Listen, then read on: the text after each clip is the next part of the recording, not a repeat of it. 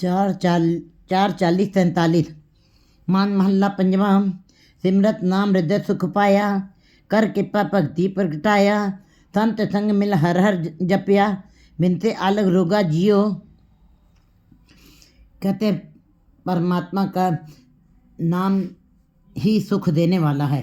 ये बात सटीक है, क्योंकि संसार के चाहे जितने भी आप सारी संसार की उपलब्धियां आपके हाथ में आ जाएं, जे जुग चारे आरजा होर दसुणी होए, 9 खंड में तुम्हारी पहचान बन जाए, सारा संसार आपके पीछे चले, आपकी हुक्म की पालना करे और आपके हुक्म को माने, लेकिन अगर जो परमात्मा का नाम नहीं है तो आपकी बात कोई पूछेगा नहीं, आपका कोई हाल नहीं पूछेगा, आपका जीवन व्यर्थ में बीत जाएगा। इसका मतलब परमात्मा का नाम सारा कुछ संसार की उपलब्धियां लेने के पश्चात जीव के हाथ खाली रह जाते हैं। और किस प्रकार सुख और आनंद मिलता है परमात्मा के नाम में। जैसे नमकीन भोजन बनाया है तो नमक नहीं डाला है तो स्वाद नहीं है, मीठा भोजन बनाया है मीठा जरा नहीं डाला है तो स्वाद नहीं है। लेकिन इसी प्रकार इन संसार की उपलब्धियों के बीच में रहते हुए अगर जो ईश्वर का नाम थोड़ा सा भी अगर जो आप डाल देंगे, ईश्वर के नाम को लेके चलेंगे, तो सुख बन जाएगा, आनंद बन जाएगा और रस बन जाएगा, महारस बन जाएगा। लेकिन अगर जो सारे संसार की उपलब्धियों को भोगते हुए, संसार के सुखों को भोगते हुए अगर जो ईश्वर के नाम को साथ में नहीं लिया, तो आपका वो सुख दुख में बदल जाएगा, क्योंकि हाथ खाली रह जाएगा। ये क्षणिक है, ये नश्वर है संसार के सुख। लेकिन जब ईश्वर के नाम को साथ में कोई लेके चलता है, वो आनंद बन जाता है, वो आनंद कभी ख़त्म नहीं होता है। तो कहते कहाँ पे सुख पड़ा है? सुख ना नाम बिन, सुख परमात्मा के नाम में ही है। सिमरत नाम हृदय सुख पाया, क्योंकि ये शरीर, ये जितना भी हमने हमारी बाहर की उपलब्धि है, जितनी में हमने खोज की है, मनुष्य ने सब शरीर के लिए सारे सुख इकट्ठे किए हैं। बाहर संसार है, संसार, ये शरीर भी ये बाहर मिट्टी से बना है, ये खुराक से बना है, इसलिए जितनी उपलब्धि ये शरीर के लिए हुई है, जितने सुखों को हमने इकट्ठा किया वो शरीर के लिए हुए है। लेकिन मन को सुख नहीं मिला इन वस्तुओं से, इन पदार्थों से, इन वस्तुओं से। क्यों? क्योंकि मन का ये भोजन नहीं है। मन तो ईश्वर का छोटा अंश है। जब तक भजन नहीं करेंगे, मन कभी भी खुश नहीं हो सकता, मन को कभी भी सुख नहीं मिल सकता। इसलिए जब जीव ईश्वर के नाम के साथ जुड़ता है, उसको याद करता है, उसके गुणों का गान करता है, तभी उसको सुख मिलता है। नहीं तो इतना सारे संसार में धन इतना हो गया, अपार संपदा होगी, क्यों नहीं मन खुश है? मन क्यों डिप्रेशन में, मन क्यों चिंतन में है, मन क्यों अंदर से अशांत है? क्योंकि ये मन का भोजन नहीं है, ये शरीर का, ये प्रगट शरीर का भोजन था। इसलिए शरीर को सुख मिले हैं, शरीर के लिए सारे हमने, लेकिन अंदर का सुख, अंदर की खोज किसी ने की नहीं, जो मन का भोजन था, परमात्मा का नाम का भजन करना। तो जो जीव हरि का सिमरन करते हैं, उनको हृदय में फिर सुख बनता है।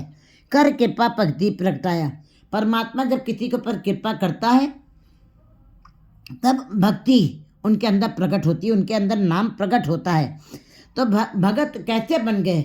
भगत भक्ति हो तू जाता, भगत भक्ति के कारण पहचाने गए हैं। क्योंकि हम संसारी जीवों ने 24 घंटे में 23 घंटे हमने संसार में लगाए, धंधे में लगाए, इसलिए हमको संसार का धन संपदा हमें मिला। लेकिन भक्तों ने अपने जीवन की सारी श्वासों को, उन्होंने अपने सारे जीवन का 3 हिस्सा जो है परमात्मा की भक्ति में लगाया है, और छोटा सा हिस्सा जीवन का वो अपने संसार के कार्य व्यवहारों में लगाया है, इसलिए वो भक्त बने हैं। भाई जैसी भूख तैसी का पूरक, जैसी भूख है जीव के अंदर, वैसे ही वो भोजन पर के देता। भक्तों के हृदय में भक्ति की इच्छा है, इसलिए उनको भक्ति के द्वारा ही उनको भक्त कहा जाता है। भक्ति प्रगटाया, भक्ति करने के कारण ही भक्तों को भक्त कहा जाता है। संत संग मिल हर हर जपिया, मिलते आलस रोगा जियो।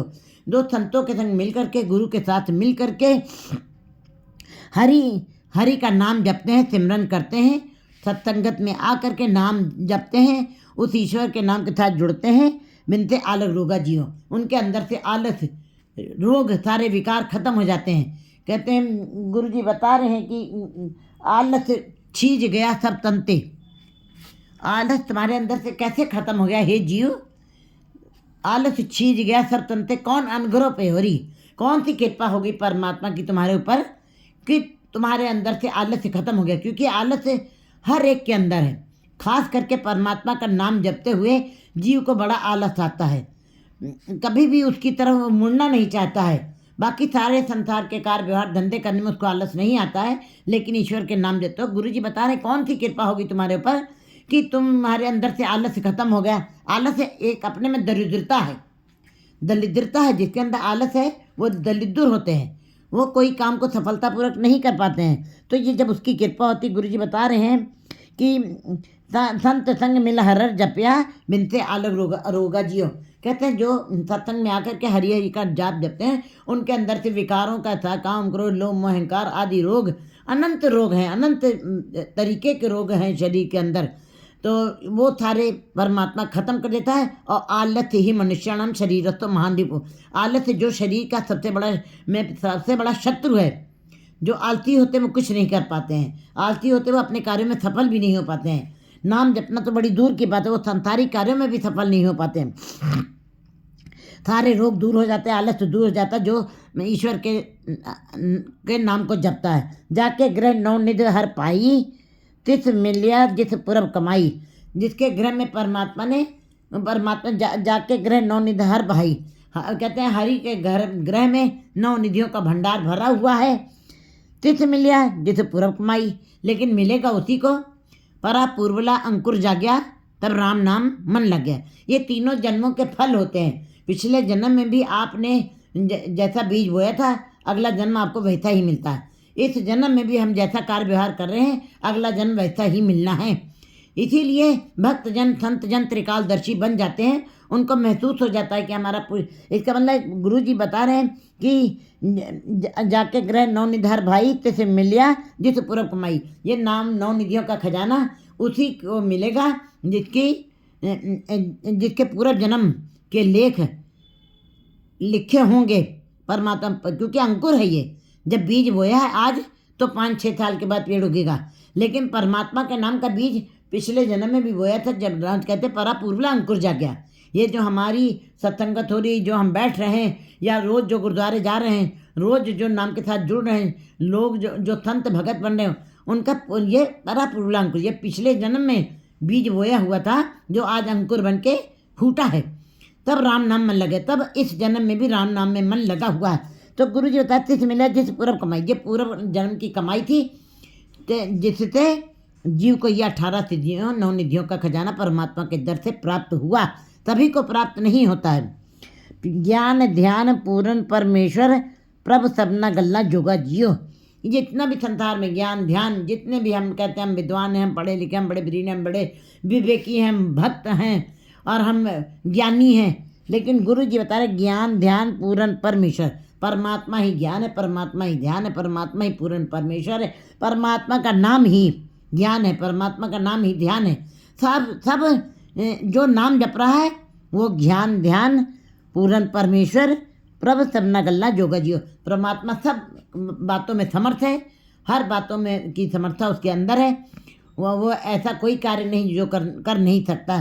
कहते हैं वो परमात्मा का नाम जो जपते हैं वही ज्ञानी है, वही ध्यानी है। परमात्मा का नाम ही पूर्ण परमेश्वर के साथ जुड़ करके जो परमात्मा सारी बातों के योग्य है, करने योग्य है।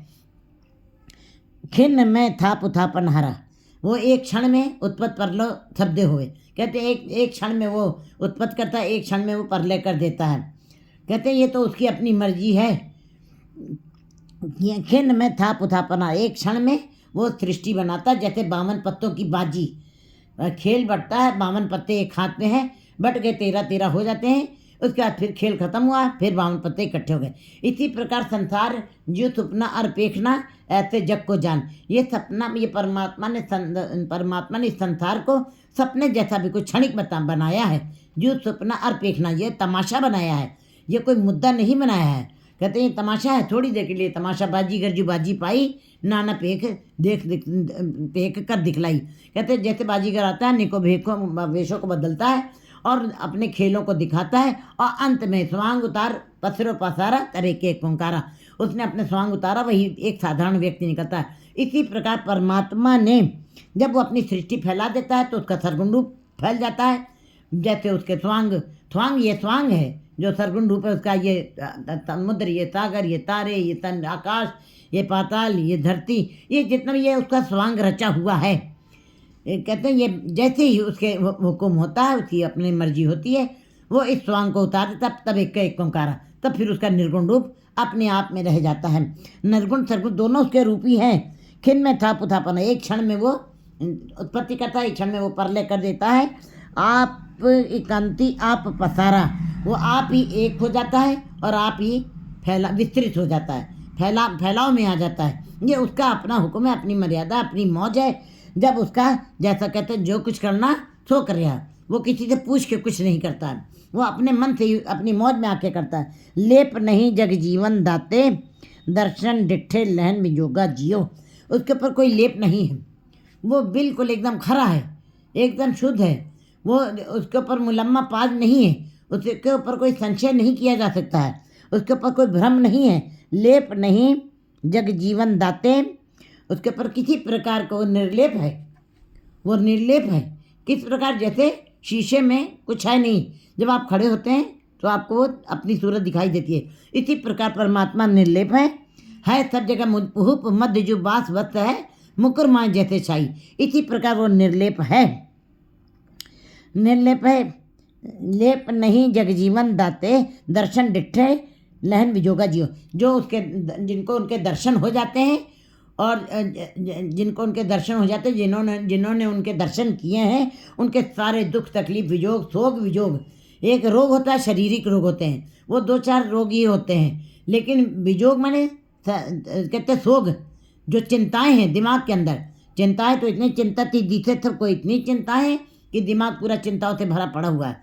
कोई भी कोना दिमाग का खाली नहीं रहेगा, इसीलिए दिमाग भर गया है सांसारिक चिंताओं से और जीव टेंशन में है, जीव परेशान है। जीव इतना धन होते हुए, इतना सब कुछ वैभव होते हुए क्यों अंदर खाली पड़ा हुआ, क्यों अंदर डिप्रेशन है, क्यों अंदर अशांति बनी हुई है? क्योंकि गुरु जी बता रहे हैं जिसके दर्शन करने से सारे दुख तकलीफ दूर हो जाती है, उसका दर्शन हमने नहीं किया, इसलिए हमको ये दुख लगते हैं। लेकिन जिनके ऊपर परमात्मा लेप नहीं जगजीवन दाते, दर्शन डिठे लहन विजोगा जी है। लेकिन जो परमात्मा के दर्शन कर लेते हैं, उनके सारे दुख तकलीफें शोक विजोग सब खत्म हो जाते हैं, वो स्वतंत्र हो जाते हैं, आज़ाद हो जाते हैं। अंचल लाए सब सृष्ट तराई, परमात्मा इतना समर्थ है, इतनी शक्ति है उसके पास कि वो अपने आंचल से अपने पल्ले से ही सारी सृष्टि को पार कर सकता है। वो इतना सामर्थ्यवान है। कहते हैं कभी वो एक क्षण में ऊंचाइयों पे पहुंचाता जी को, कभी एक क्षण में नीचे गिरा देता। कहूँ ऊंच नीच पे हाल, कहूँ आकाश पे हाल, कहूँ बेता ब्रह्म विचार, कहूँ आप मिलावना। ये मन की अवस्था भी परमात्मा के द्वारा ही बनाई गई हैं। ये मन भी अंदर ऐसी अवस्थाओं से गुजरता रहता है, ये उसका हुक्म है। लेकिन गुरु जी बता रहे हैं परमात्मा एक क्षण में ही अपने अंचल से, अपने पल्ले से, कृपा से इस संसार से जीवों को, सारी सृष्टि को पार कर देता है। उसके अंदर इतनी सामर्थ्य है, इतनी शक्ति है उसके पास। अपना नाम आप जपाई, और अपना नाम वो स्वयं ही जपाता है, जीवों के वश में नहीं है। इन जंतुओं के वश किछ ना है। जीव ये भी नहीं कह सकते कि मैंने इतना नाम जपा, मैंने परमात्मा को देख लिया, मैंने उसका कथन कर लिया, मैंने उसकी पूरी चर्चा कर ली। नहीं, अपना नाम आप जपाए। जयदेव जी ने जब गीत गोविंद की रचना की तो उनको जब राजा ने कहा कि आपकी ये गीत गोविंद की रचना कल पेश की जाएगी हमारे राजमहल में, तो 2 पंक्तियां रह गई थी जो जयदेव जी को याद नहीं आई। जब याद नहीं आई तो परमात्मा ने स्वयं उसको जाके पूरा किया। फिर जयदेव जी ने पूछा ईश्वर से कि आपने ये क्यों इतनी तकलीफ़ की है, आपने मेरे दिमाग में डाल देना था। इसका मतलब परमात्मा अगर जो ना चाहे तो 2 लाइनों के लिए भी दिमाग को संकुचित कर देता है, नसें सुखा देता है, याददाश्त की याददाश्त खो देता है परमात्मा। वो पूरा ग्रंथ नहीं करने दिया वो गीत गोविंद नामक, क्योंकि अहंकार आ जाता है। इसका मतलब है परमात्मा ही अपना नाम आप जपाए। वो लेखनी भी चलवाता किसी तो वो अपनी ही कृपा से चलवाता है। अंत में जयदेव जी को ये शिक्षा दी है कि अगर जो तुम पूरा कर लेते तो अहंकार का भाव तुम्हारे अंदर बन जाता और तुम मेरे भक्त हो, मैं तुमको अपने सीने से लगा के रखना चाहता हूँ। तो इसका मतलब ईश्वर चाहे तो नाम जपवाता है, वो ना चाहे उसकी मर्जी नहीं है तो संसार में ही जीव को फंसा देता है और कईयों को सोते हुए को जगा लेता है और कईयों को जागते हुए को सुला देता है माया की नींद में। ये उसकी अपनी मर्जी है। गुरु बोएथ पाया कृपा ते नानक दुथन जोगा जियो। लेकिन बड़े भाग्य होते हैं जिनके, उनको परमात्मा गुरु के साथ मिलाप करता है। गुरु कौन है? गुरु मल्लाह है, गुरु बोएथ है। वाहिगुरु नाम जहाज है, चढ़े तो उतरे पार। कहते जो गुरु के साथ पल्ला पकड़े रहते हैं, गुरु से भेंट करते हैं, वो गुरु मल्लाह बन के इस भव सागर से पार कर देता, भव सागर से पार कर देता है जीवों को। गुरु बोएथ पाया कृपा से, बड़ी कृपा से जीवों को गुरु मिलता है। क्योंकि अगर जो हम गंगा के किनारे खड़े हैं, हम तैरना नहीं जानते, तो हमको नाव की ज़रूरत है और नाव की ज़रूरत है और वो नाव वाला स्वयं अपना चप्पू चलाता है। हम अहंकार वश होकर कहे कि हम चप्पू चलाना कौन कठिन चीज़ है, मैं चला के एक बार एक किनारे से दूसरे किनारे जा सकता हूँ। ऐसा नहीं हो सकता है। थोड़ी दूर तक तो आप जा सकते हैं, लेकिन जब बीच में घुम्मन घेरी आती है, आज मध्य का जब समय आता है सागर के अंदर, तो जीव डूब जाता है, क्योंकि चप्पू हर कोई नहीं चलाना जानता। गुरु माहिर है चप्पू चलाने में। वो घुम्मन घेरी में भी जाके, जहाँ पे तुम्हारे पापों का हिसाब होना है, जहाँ पे तुम्हारे विकारों का हिसाब होना है, वहाँ पर भी तुम्हारी रक्षा करेगा।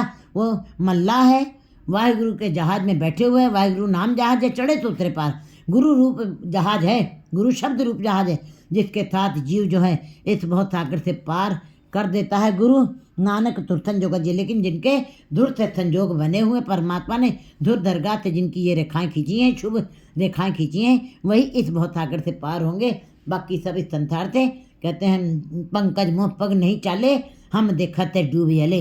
गुरु जी कहते हैं मैं अपनी आंखों के सामने देख रहा हूँ कि मोह के कूप में सब डूब रहे हैं, लोभ की लहरों में डूबे जा रहे हैं, लोभ की लहरें उनको खाए जा रही हैं। मोह के बंधन जीवों को बांधे हुए हैं। इसका मतलब जीव जो हैं इस संसार की इन लहरों में ही पंकज मोह पग नहीं चाले, मोह का कीचड़ मुझको अपने में डुबोए जा रहा। हम देखा तो डूबे। गुरु जी बता रहे मैं देख रहा हूँ इस संसार के 99% जीव जो हैं इस मोह रूपी कूप में ही डूबे जा रहे हैं, कीचड़ में डूबे जा रहे हैं, दलदल में फंसे हुए हैं। कोई विरला ही है जो इस बहुत सागर से, जो गुरु मल्लाह के साथ जुड़ करके इस बहुत सागर को पार करता है। बड़े उसके भाग्य होते हैं जो धुर संजोग से उसकी रेखाएं परमात्मा ने स्वयं लिखी हैं और खींची हैं। ऐसे जीवों का ही संजोग होता है जो गुरु की कृपा से संसार बहुत सागर से मुक्त होते हैं, आज़ाद होते हैं, परम पद की अवस्था को पा लेते हैं। 4:41-48